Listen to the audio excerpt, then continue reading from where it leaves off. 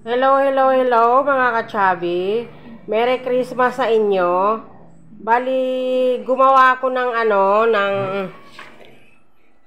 ng corn maha.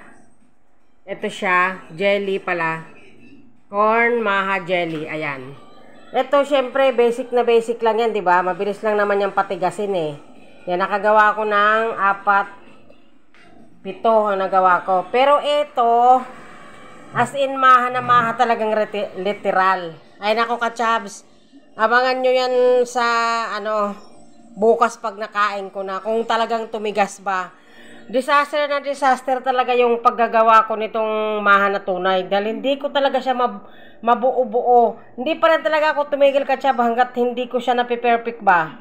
Kasi nung unang mga ginagawa ko talagang hindi siya tumitigas. Lagi talagang epic fail yung nagagawa ko.